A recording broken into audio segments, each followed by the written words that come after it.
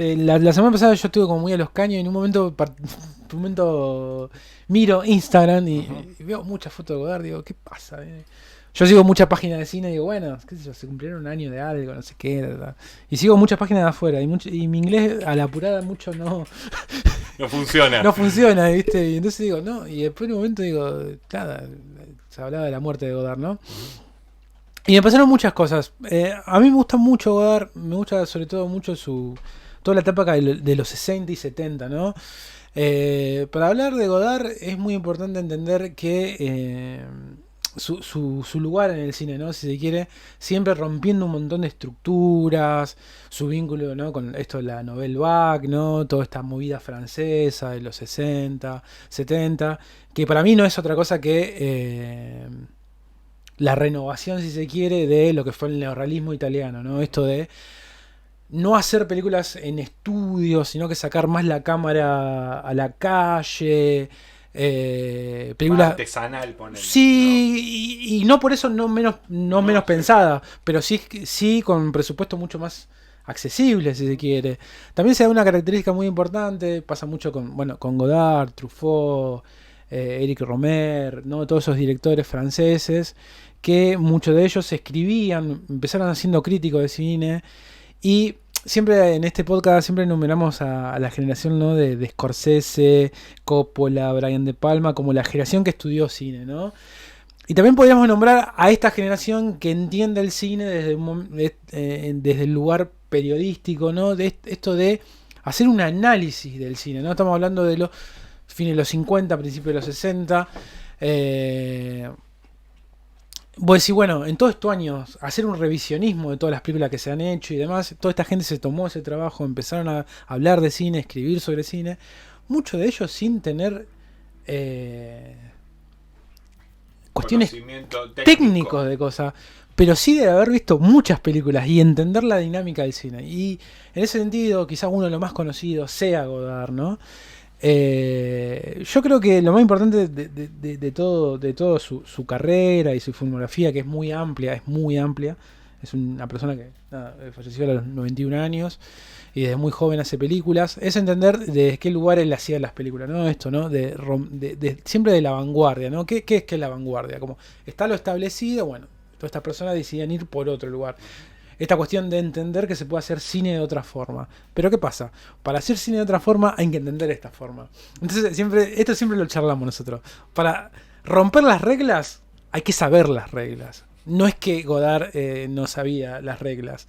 Esto de romper el eje. Todo cuestiones muy técnicas, ¿no? Esto, romper el eje. Los encuadres, el montaje, cortarlo ahí mismo, ¿no? Y demás. Cortar en la sala de edición, ¿no? Esto de perder el raccord, pero a propósito, digamos, no es que Godard no sabía, Bueno, no es que Godard no sabía filmar películas, de una. era una cuestión de ponerse en un lugar y decir, bueno, yo quiero hacer otro tipo de cosas. También hay una cuestión de, va a sonar muy romántico lo que digo, pero hay una cuestión de valentía de decir, bueno, mirá, yo hago esta propuesta. Obviamente estaba avalado por sus conocimientos y por una movida que no solamente era Godard, digo, siempre en la Nouvelle Vague se lo nombra Godard, pero había mucha gente más, Truffaut, eran unos cuantos. Entonces, apoyado en eso, es como todo, ¿no? Pasa mucho en la música, el movimiento punk, bueno, no era una banda, son varias, entonces uno también se siente como parte parte de algo. de una cosa. Bueno, a mí le dije a Oscar, él me dice, no había mucho para ver, no sabíamos qué peli ver, nos parecía una verga hablar de Thor, Love and Thunder, que también es una porquería. Y le dije a él y me dice, ¿podemos hablar de Godard? Y le digo, bueno, le digo, decime una peli que te parezca que yo no tengo mucho, si no te soy sincero, creo que fue la única película de Godard que vi. Entonces dije, bueno, decime qué peli miro, ¿no? Y vos me dijiste una Band Apart, ¿no? Que también tiene una cuestión con Tarantino, Sí, sí. ahora lo vamos a abordar, pero me terminó pasando también esto que vos decís del tecnicismo en la película, que al principio me choca y después lo entendí pero no lo entendí en ese punto, digamos, de romper a propósito, sino que también lo entendí en la cuestión de cómo, que para mí es súper medio importante y que medio que se basa esta cuestión de hablar de clásicos, pero en el momento en el que pasaron, ¿no? O sea, la película cuándo se vuelve un clásico, ¿no es cierto? O sea, cuándo se vuelve esto de que hablamos, ¿no? De película de culto, si queremos, o cuándo se vuelve un clásico, vamos a decirlo. O cuándo un director se vuelve conocido por un contexto, ¿no es cierto? Hay un contexto en todo esto, o sea, la cuestión del momento en el que se hace, cómo se hace, por qué se hace así. Hoy en día, tal vez uno tiene un par de cosas de edición que vos decís, hey, esto a cualquier director hoy en día que hace eso lo prende en fuego de que lo hace mal en todo caso, porque te choca, y a la vez hay que entender de que la cuestión técnica en esa época era súper precaria, pero te hablo desde el sonido, ¿no es cierto? O sea, desde la cuestión de cómo en la película el sonido es una cosa de que te jode, o sea, te jode en el sentido de que como el sonido se grababa en el mismo, en la misma cinta, sonido directo, ¿no? Claro, todo era sonido directo. El sonido termina siendo como que se escucha toda la calle. En un momento hay sonidos a propósito, molestando a propósito, simplemente porque evidentemente no se podía hacer de otra forma. Porque uno puede hacer que se escuche el sonido ambiente y que esté, pero que no perjudique a la conversación o a la situación, ¿no? En este caso como que eso estaba así y fue como, se queda así esto. O sea, primero porque no hay otra opción. O la opción a lo mejor termina siendo peor, ¿no? Grabar encima, que se escuche, que haya que haber otra edición encima de eso, ¿no? Entonces, grabar en la calle, a mí me re sorprendió eso, ¿no? De que pensaba, ¿no? De que como hoy en día una producción así, bueno, grabás lo que gente pasando por adelante de la cámara que se nota que no son actores extras, ¿entendés? O sea, que que fue un par de locos que se pusieron ahí a filmar y bueno, que la chica pase con la bici, ¿no? A la mierda.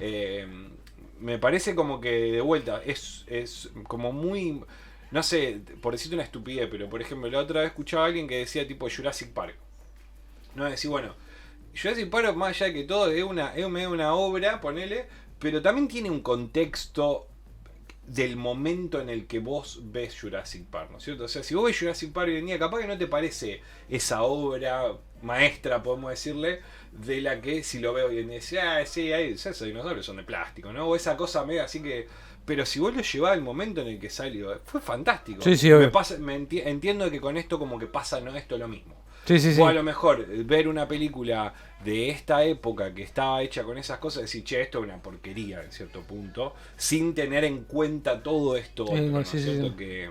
Y también entender que muchas cosas también se decidieron, ¿no? Porque pareciera ser que Godard hizo esta película y otras como le salió, no, son pensadas, digamos, y demás. Son más largas. Son más larguísimas. En un momento, en banda aparte, en un momento se quedan callados los personajes.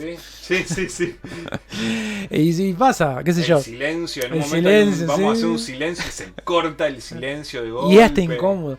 Eso es, por eso digo que para entender un poco su cine en general, digamos, si bien después él se vuelve mucho más formal, por eso a mí me gusta mucho su primera época, 60 y 70, donde él... Perdón, ¿cuántos años tenía él? ¿Sabés ahí más o menos? Godard más o menos, ponerle si era de... 30 y pico. Bien. ¿Me entendés? Era un pendejo. Era un pendejo.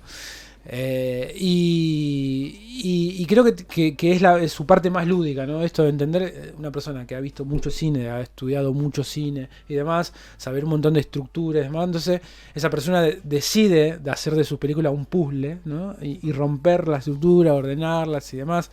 Quizás su película más conocida es su primera película, que es Sin Aliento.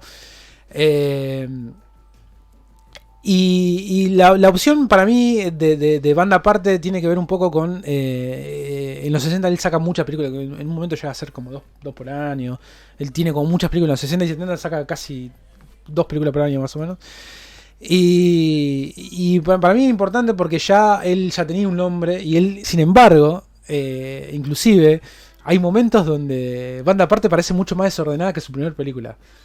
Por eso para mí era interesante ver esta película, ¿no? Eso básicamente es entender una persona que sabe mucho de cine y que tiene la posibilidad, o que tuvo la posibilidad en este caso, de jugar, ¿no? Para mí sus películas, sobre todo esas, son muy lúdicas. Y no estoy hablando de cuestiones que tiene que ver de género. Su película no sé, unas son un poquito más comedia, otras son más dramática. En el caso de Banda Aparte, tranquilamente se podría considerar una película de robo, ¿no? Como Claro. ese tipo de cosas. Sí, estafadores. De estafadores que son películas. Por ejemplo, lo que pasa en Banda Aparte lo vimos Varias. en cuantas, pero la primera es esta, es genial. Hasta inclusive de trío amoroso. Esa parte donde juegan Sí, sí. es genial. Hay mucho cine en las películas de Godard, mucho entendimiento del lenguaje cinematográfico. Cualquier persona igualmente puede ver la película y me parece una cagada. Y es totalmente aceptable, porque todas las películas te pueden gustar o no. Pero sí hay que entender, y ahí es donde hace la diferencia, por eso Godard es Godard, digamos, es que era una persona que sabía mucho de cine. Entonces todo lo que se muestra en la película, todo lo que se oye en la película, tiene un porqué, digamos, ¿no? Yo para mí siempre me quedé con esa idea, ¿no? Es una persona, vuelvo sobre lo mismo, el concepto de rompecabezas.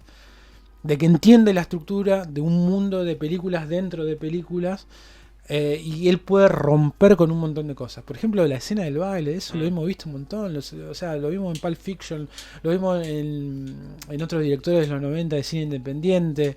Tienen lo mismo. Acá en un momento que corren por el museo, también en otra película de Bertolucci también pasa lo mismo. En el cine de Godard siempre hay, que también lo hemos visto en cantidad de directores, mucha presencia del rojo y azul, más allá de justo esta película de blanco y negro, ¿no? Pero después se pasa al color de Godard, mucho rojo y azul, ¿no? Que después lo vimos también en Almodóvar. Las voces en off. La voz en off, el uso de la utilización de la música, la referencia a otras películas, la referencia. No tanto en los 70, no tanto en los 60, sino que en películas de fines de los 60 y principios de los 70, Godard empieza a mostrar póster de películas, empieza a mostrar libros, ¿no? Que después lo vemos, no sé, en Quentin Tarantino y demás. Todo otro autor que muestran a sus personajes leyendo algún libro. Y te muestra bien qué libro lee diciendo. Y todo esto lo arranca Godard, seguramente lo habrá empezado otra persona, pero Godard también lo agarró ahí.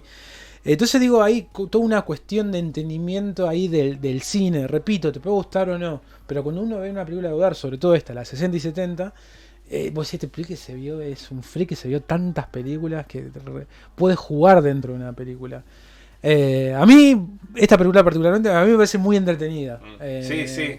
Es una película de jóvenes, digamos, donde... ¿Qué cosa del porque es como vos decís, son jóvenes, pero a la vez los dos personajes masculinos no parecen jóvenes. No. De que el joven, ella sí, ¿no? Ana Karina sí. Ella es como ella mucho más joven ella más de lo que parece, ¿no? Ella tenía 20 y pico de años. Claro, pero seguramente en la película debería ser como una chica hasta más joven todavía. Exactamente. Porque de hecho se conocen en el colegio. Como en una escuela de inglés. Y nada, es el encuentro de estas tres personas y demás. Y hay una cosa que me parece maravilloso, es esta cuestión de pasar el tiempo, ¿no? ¿Viste cuando uno está al pedo? Es el concepto de estar al pedismo. Los dos leyendo el diario en un momento que están leyendo el diario y las noticias y se empiezan a pisar con las noticias. Y el baile. Sí. El baile y demás. Corren todo el tiempo, ¿no? Y exactamente. Y hay una cosa, esto me parece un gran hallazgo. La aventura en la ciudad. Porque ¿qué es una aventura? Una aventura no necesariamente es de piratas y de no sé qué. Y no, tranquilamente uno puede tener una aventura chiquita con amigos, o no tanto con amigos, sino con personas que tienen un vínculo compañero, lo que sea. O que, inclusive vínculos por horas, digamos, no es que sean tus amigos. Sino que estoy compartiendo un lugar y un rato. Y poder hacer algo. Eso me parece está muy bueno. Y el crimen, ¿no? Digamos, el policial negro, ¿no? El policial negro dando vueltas ahí, un robo, ¿no? Sí. Ya bueno, Godard tiene la frase esta, ¿no? De que con una chica y un arma uno puede hacer una película. Hacer cualquier cosa. Sí. Ana Karina, bueno, su actriz fetiche, digamos, trabaja en muchísimas de sus primeras películas, que fue novia de él. No sé si se llegaron a casar, pero fueron novios. En esta película quizás no... Bueno, en casi todas las películas, pero después también tiene una cuestión más formal, si se quiere, en los 70. De Godard, bueno, marxista, todo el tiempo, ¿no? Con su línea política, él siempre quedó muy claro, ¿no? De qué lado está. Que no tenía mucho director, eso también hay que decirlo. No muchos directores, mucha gente se lavaba la mano. El chabón era marxista, corta. Decía. Y lo decía y sus personajes lo mostraban y muchas de sus historias tenían un vínculo con eso o con un razonamiento hacia, ¿no?, esa línea de pensamiento, si se quiere. Gran pérdida. Un suicidio asistido, ¿no? Por eso re loco, ¿no? Eso como que lo había cuando leí la noticia medio que, bueno, se había muerto Godard, que esto que lo otro. No ahondé en eso porque esas noticias siempre son... Sí. Se murió, ¿no? O sea, Sí, ¿qué sí, más sí. vas a decir? Y claramente tenía como un trasfondo súper raro, o no sé si raro, pero esta cosa de decidir. Hasta romántico, diría yo, ¿no? Claro, boludo, es súper punk, ¿no? Sí. No tiene como esa cosa de... No quiero vivir más, boludo. Yo cuando me enteré que eso... Primero pensé que era una enfermedad, después cuando me enteré lo Claro. digo, esto es re Godard. Claro, boludo. Es morir como viviste, ponele, ¿no es cierto? O sea, es hasta el último punto de decir, estoy cansado de esta mierda, I'm tired of this shit. Muy Godard todo. De hecho, bueno, ahí en las declaraciones de su familia. De ¿no? su familia, de su mujer, ¿no? Que dijo esto de que no... Murió estaba en cansado, paz. sí, que estaba cansado y ya está. Y Y esto también de entender hay una entrevista, creo que ahora trascendió mucho más, donde le preguntan sobre su estado de salud y demás.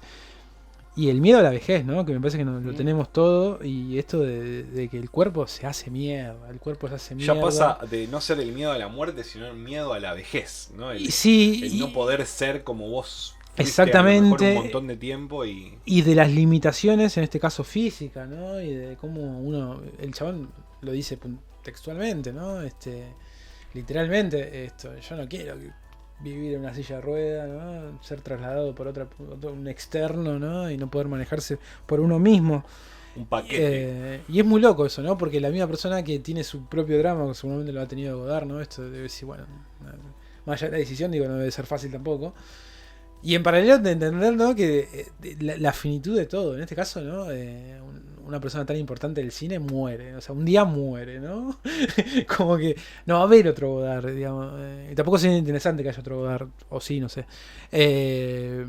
La finitud de las cosas, ¿no? Vuelvo a lo mismo de antes, ¿no? O sea, creo que a lo mejor el tema de ese pasa por lo que mismo que hablábamos antes, por el contexto en el que pasaba, ¿no es cierto? O sea, del cine en un comienzo también muy verde, ¿no es cierto? En el sentido de que filmar no era tan fácil y no con todas las cosas que hay hoy en día, ¿no es y cierto? con muchas cosas por hacer.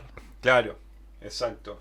Bueno, por eso pienso que a lo mejor no es que no haya otro Godard, sino que el contexto es otro. Entonces la diferencia, a lo mejor puede haber otros cineastas que rompan con ciertas reglas, como decíamos recién, pero en todo caso ya también va a haber existido, ¿no? O sea, ya hubo gente que rompió con las reglas que preexistían, entonces como que deja de ser relevante en cierto punto. Así que, bueno, nada, cortito. Creo que no tenemos mucho más para decir. Decime 3 películas de Godard copadas que vos recomiendes. Recomiendo la primera, Sin Aliento. Banda aparte la recomiendo también mucho. Y la otra que recomiendo es El Desprecio. Que es muy buena, que también tiene una oscuridad, más allá de que a color la peli, tiene una oscuridad muy importante. Está bueno. Hay una cosa que tiene mucho en las películas de Godard, es que para mí son muy entretenidas. Son muy artísticas, demasiado artísticas quizás. Pero si la ves 2 veces, hay un montón de líneas filosóficas, políticas. Y tiene este concepto que a mí a veces me parece una boludez, pero a veces lo utilizo, esto de... En las películas parece que no pasa nada. Está pasando muchas cosas en paralelo. Bueno, a mí me gustó mucho esto que hace. Por eso Godard siempre se lo ha vinculado con la cinefilia directamente, ¿no? Claro. Si entendemos, no un cinéfilo. Exactamente. Empedernido. No por una cuestión de, ay, me gustan las pelis. No, bueno, está el que le gustan las pelis, buenísimo. Después está el cinéfilo, claro, digamos, ¿no? Como enfermito. Está el enfermo, bueno. Que generalmente no siempre ser cinéfilo te hace hacer buenas películas. No, olvídate. No quiere decir de que olvídate. Y tu película puede ser una cagada. Pero sí, Godard entra ahí. A mí me gustó mucho ese recurso de que de la voz en off diciendo los pensamientos de los personajes, ¿no? Esa cosa de que no necesidad de que los personajes tengan que expresar verdaderamente lo que están sintiendo, al contrario, lo estás viendo en cualquier situación y te dice, él está pensando en tal cosa y ella está pensando por eso, en pero otra. viste que eso es como un rompecabezas, Sí. eso es saber todas las reglas Sí. y jugar como vos quieras. Sí, eso está bueno, es lindo eso. Es muy importante, muy importante. Bueno, Leo Carax, ¿cómo se llama el? Leo Carax. Él es muy fanático de Godard y yo creo que en sus películas tiene mucho. Por ejemplo, la que vimos esta de Annette, tranquilamente podría haber hecho Godard esa Sí. película. Sí, sí. Bueno, son esos cineastas también tipo viejos que, digamos, quieren romper con la actualidad del cine comercial, tal vez, ¿no es cierto? Sí, O sea, capaz que obviamente. la cosa va por romper con ese tipo de estructura, ¿no? Así que bueno, dijimos, como dijiste, Sin banda- aliento, el desprecio y banda aparte. Yo con esa- Bueno, hablábamos antes de que Tarantino tiene su productora se llama Banda Aparte. Band Apart. Y que tiene el logo son los personajes. Caminando de lo de Perro de la Calle. Perro de la Calle. Sí, sí.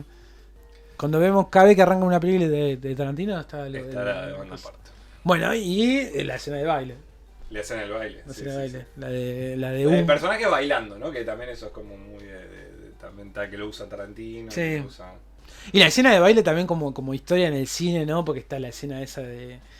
Está la de Fellini, la de 8:30, está esta. Claro. Hay un director que se llama, ay no me acuerdo el nombre, se llama Hal Hertey, me parece que se llama, que es un director yankee independiente, que es más parecida, porque viste que los personajes hacen una coreo, Sí. ponen una musicola, una personaje, ella se pone en el medio y se la copia literalmente. Literal. Literalmente. Pero bueno. Así que bueno, ya saben, esto va a estar subido en YouTube, lo están viendo por YouTube, si lo están viendo, si no lo están viendo, nosotros tenemos nuestro canal de Twitch, nos siguen ahí, le dan like a la publicación y nos dicen que nos quieren mucho, que a nosotros nos gusta mucho y nada, eso, los queremos.